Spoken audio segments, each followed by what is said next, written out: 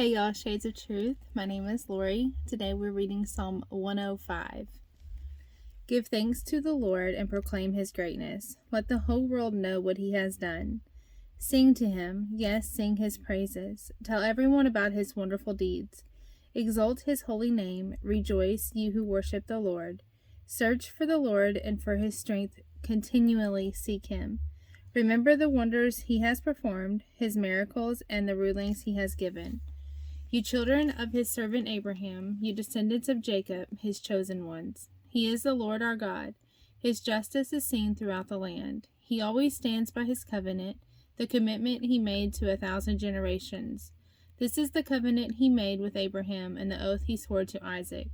He confirmed it to Jacob as a decree and to the people of Israel as a never-ending covenant. I will give you the land of Canaan as your special possession. He said this when they were few in number, a tiny group of strangers in Canaan. They wandered from nation to nation, from one kingdom to another. Yet he did not let anyone oppress them. He warned kings on their behalf. Do not touch my chosen people, and do not hurt my prophets. He called for a famine on the land of Canaan, cutting off its food supply. Then he sent someone to Egypt ahead of them, Joseph, who was sold as a slave. They bruised his feet with fetters and placed his neck in an iron collar. Until the time came to fulfill his dreams, the Lord tested Joseph's character. Then Pharaoh sent for him and set him free. The ruler of the nation opened his prison door. Joseph was put in charge of all the king's household. He became ruler over all the king's possessions. He could instruct the king's aides as he pleased and teach the king's advisors. Then Israel arrived in Egypt. Jacob lived as a foreigner in the land of Ham. And the Lord multiplied the people of Israel until they became too mighty for their enemies. Then he turned the Egyptians against the Israelites, and they plotted against the Lord's servants. But the Lord sent his servant Moses along with Aaron, whom he had chosen. They performed miraculous signs among the Egyptians and wonders in the land of Ham. The Lord blanketed Egypt in darkness, for they had defied his commands to let his people go.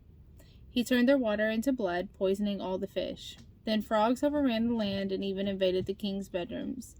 When the Lord spoke, flies descended on the Egyptians, and gnats swarmed across Egypt. He sent them hail instead of rain, and lightning flashed over the land. He ruined their grapevines and fig trees, and shattered all the trees. He spoke, and hordes of locusts came, young locusts beyond number. They ate up everything green in the land, destroying all the crops in their fields. Then he killed the oldest son in each Egyptian home, the pride and joy of each family. The Lord brought his people out of Egypt, loaded with silver and gold, and not one among the tribes of Israel even stumbled. Egypt was glad when they were gone, for they feared them greatly. The Lord spread a cloud above them as a covering, and gave them a great fire to light the darkness. They asked for meat, and he sent them quail. He satisfied their hunger with manna, bread from heaven. He split open a rock, and water gushed out to form a river through the dry wasteland. For he remembered his sacred promise to his servant Abraham. So he brought with his people out of Egypt with joy, his chosen ones with rejoicing. He gave his people the lands of pagan nations, and they harvested the crops that others had planted. All this happened so they would follow his decrees and obey his instructions. Praise the Lord. Praise the Lord, because he is faithful to keep his promises. I pray that everyone, if you are in this winter storm, that you are staying safe and warm. You guys have a blessed day.